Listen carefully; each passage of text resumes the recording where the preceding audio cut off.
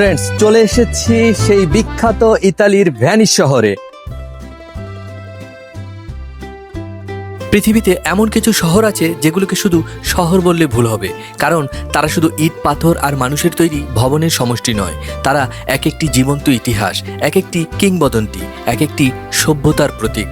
আজ আমি আপনাদের নিয়ে যাচ্ছি এমন একটি শহরে, যে শহরের রাস্তায় কোনো গাড়ি চলে না, যে শহরে অ্যাম্বুলেন্স, পুলিশ, এমনকি দমকল বাহিনীও ছুটে চলে নৌকায়, যে শহরে প্রায় ১৫০০ বছরেরও বেশি পুরনো রাজপ্রাসাদ আজও পানির উপর দাঁড়িয়ে আছে।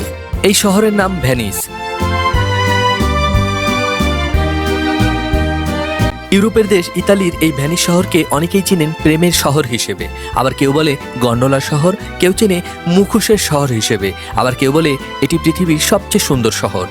কিন্তু খুব কম মানুষই জানে এই শহরের জন্ম হয়েছিল ভালোবাসা থেকে নয়, বরং ভয় থেকে।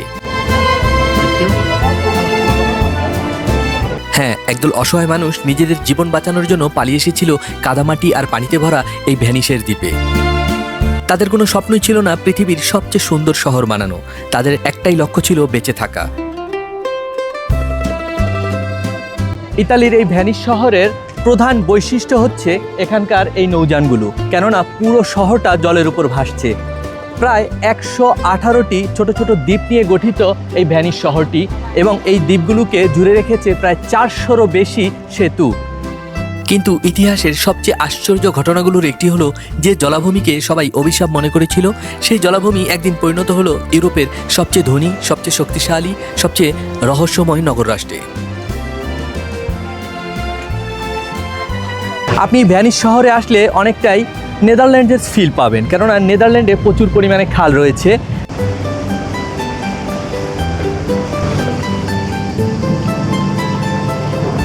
আপনারা দেখবেন শহরে চলাচলের জন্য রাস্তা রয়েছে, এবং সেই সমস্ত রাস্তায় অসংখ্য গাড়ি ঘোড়া চলে। কিন্তু এই ভ্যানিস শহরে আসলে আপনি দেখতে পাবেন অসংখ্য খাল, এবং এই খালগুলোতে প্রধানভাবে চলাচলের জন্য এই সমস্ত স্পিডবোট, গানবোট এবং নৌকা ব্যবহার করা হয়। অর্থাৎ এই ভ্যানিস শহর কোনো সাধারণ শহর নয়, এই শহরের প্রধান যানবাহন হলো নৌকা, স্পিডবোট।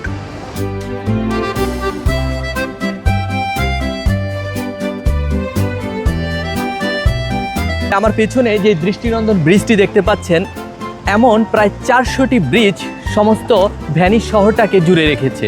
ছোট ছোট যে দ্বীপগুলো রয়েছে, এই ব্রিজগুলোর মাধ্যমে আপনি এক দ্বীপ থেকে অন্য দ্বীপে যেতে পারবেন। আর এই ১৫০টি খালের মধ্যে একটি বড় খাল রয়েছে, সেই খালটাকে বলা হয় গ্র্যান্ড ক্যানেল, এবং এই গ্র্যান্ড ক্যানেলের দুপাশে আপনি দেখতে পাবেন অসংখ্য পুরাতন স্থাপত্য এবং কিছু ঐতিহাসিক ঘরবাড়ি। এই শহর একসময় কোটি কোটি স্বর্ণমুদ্রার বাণিজ্য নিয়ন্ত্রণ করত। এই শহরে জন্ম নিয়েছিলেন বিশ্বের অন্যতম শ্রেষ্ঠ পর্যটক মার্কো পোলো। আবার এই শহরই একদিন নিজের চোখের সামনে দেখেছিল তার ১০০০ বছরের সাম্রাজ্যের পতন।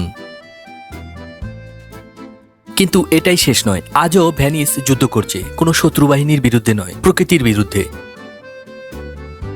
প্রতি বছর একটু একটু করে সমুদ্রের পানি শহরটিকে গিলে খাওয়ার চেষ্টা করছে।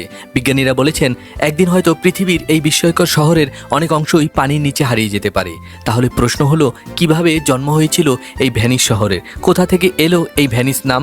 কিভাবে কাদামাটির উপর দাঁড় করানো হলো শত শত রাজপ্রাসাদ? কিভাবে এই ছোট্ট আশ্রয়কেন্দ্র পরিণত হলো বিশ্বের অন্যতম শক্তিশালী সামুদ্রিক সাম্রাজ্যে?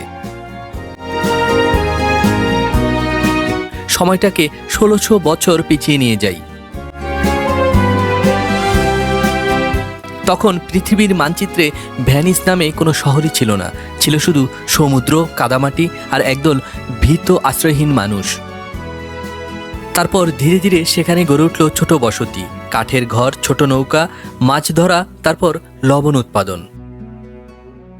কিন্তু সামনে ছিল বড় সমস্যা, এই কাদামাটির উপর কিভাবে স্থায়ীভাবে বেঁচে থাকা সম্ভব? কিভাবে তৈরি হবে ঘর? কিভাবে তৈরি হবে রাস্তা? আর কিভাবে কয়েকশো টন ওজনের রাজপ্রাসাদ শত শত বছর পানির উপর দাঁড়িয়ে থাকবে?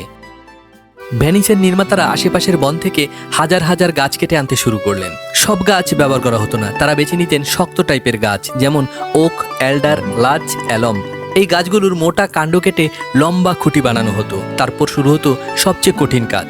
মানুষ দিনের পর দিন, মাসের পর মাস হাতুড়ি দিয়ে সেই খুঁটিগুলোকে কাদার ভেতরে পুঁতে দিত। একটি নয়, 10টি নয়, হাজার হাজার।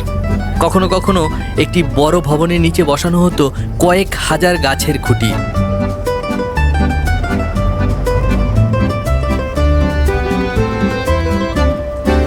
আজকের গবেষণা বলছে পুরো ভেনিস শহরের নিচে রয়েছে লক্ষ লক্ষ কাঠের খুঁটি। অদৃশ্য সেই বন আজও শহরটিকে ধরে রেখেছে।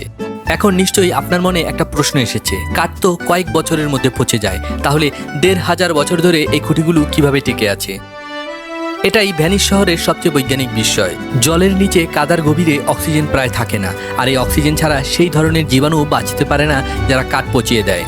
ফলে কাঠগুলো নষ্ট হওয়ার বদলে শতাব্দীর পর শতাব্দী ধরে একই অবস্থায় রয়ে যায়। অনেক ক্ষেত্রে নদীর খনিজ পদার্থ ধীরে ধীরে কাঠের ভেতর জমা হয়, ফলে সেই কাঠ প্রায় পাথরের মতো শক্ত হয়ে যায়। যে পানি সবকিছু ধ্বংস করে, সেই পানি ভেনিস শহরকে রক্ষা করেছে।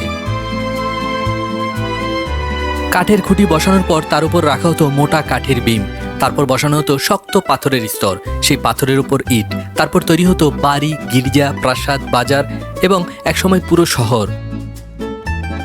আপনি আজ যখন ভেনিস শহরের কোনো প্রাসাদের সামনে দাঁড়ান, তখন আপনি যা দেখছেন তার নিচে অদৃশ্যভাবে দাঁড়িয়ে আছে হাজার বছরের পুরনো কাঠের খুঁটির এক বিশাল জগৎ, যেন পানির নিচে লুকিয়ে আছে আরেকটি শহর।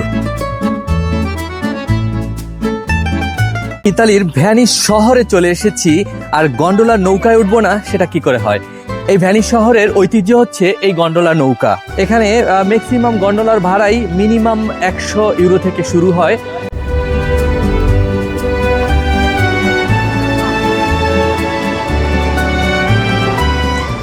তো ফ্রেন্ডস, একটি গন্ডোলা ভাড়া নিয়েছি। ভ্যানিসের কথা বললে সবার আগে যে দৃশ্যটি চোখে ভেসে ওঠে সেটি হলো কালো রঙের সরু নৌকা, গন্ডোলা। শত শত বছর ধরে এই নৌকা ভ্যানিসের প্রতীক। আগে গন্ডোলা ছিল সাধারণ মানুষের যাতায়াতের মাধ্যম। ধীরে ধীরে এটি হয়ে ওঠে ভ্যানিসের সংস্কৃতির অংশ।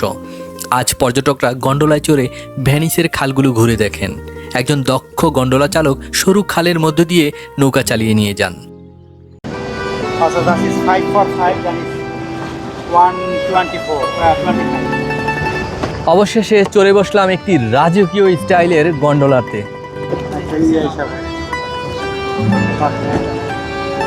90 ইউরোর বিনিময়ে আপনি মাত্র 40 মিনিট ঘুরতে পারবেন এই গন্ডোলা নৌকায়।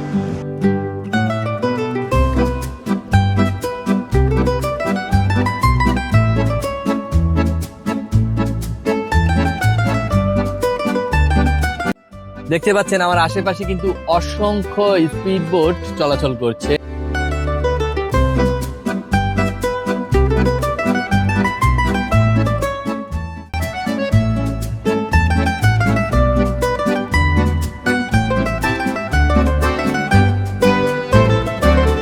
একটা ব্রিজের নিচ দিয়ে যাচ্ছি, এমন অসংখ্য ব্রিজ রয়েছে। এখন একটা খাল থেকে অন্য আরেকটা খালের ভেতরে প্রবেশ করেছি। এই খালটার দুপাশে দেখতে পাচ্ছি অনেক পুরাতন ভবন। দেখুন ভবনগুলো কতটা পুরাতন। আপনি ভবনগুলোর দেয়াল দেখলে বুঝতে পারবেন এই ভবনগুলো অনেক বেশি পুরাতন। অনেক অংশে আস্তর খুলে খুলে পড়ে গিয়েছে, যদিও প্রত্যেকটা বাড়ি ইতালিয়ান স্টাইলেই তৈরি করা। আজকের ভ্যানিসের সবচেয়ে বড় শক্তি হলো পর্যটন। প্রতি বছর বিশ্বের বিভিন্ন দেশ থেকে কোটি কোটি মানুষ আসেন এই শহর দেখতে। যে পর্যটকরা ভ্যানিসকে বাঁচিয়ে রেখেছে তারাই আবার কিছু সমস্যা তৈরি করেছে। প্রতি বছর বিপুল সংখ্যক মানুষ এই ছোট্ট শহরে আসে, কিন্তু ভ্যানিসের আয়তন খুবই সীমিত, ফলে তৈরি হয় অতিরিক্ত ভিড়, আবাসনের সমস্যা, স্থানীয় মানুষের জীবনযাত্রার পরিবর্তন। অনেক স্থানীয় বাসিন্দা মনে করেন শহরটি ধীরে ধীরে তাদের বসবাসের জায়গা থেকে পর্যটকদের গন্তব্যে পরিণত হচ্ছে। আজ এই পর্যন্তই, দেখা হচ্ছে পরবর্তী ভিডিওতে। ততক্ষণ পর্যন্ত ভালো থাকুন, সুস্থ থাকুন।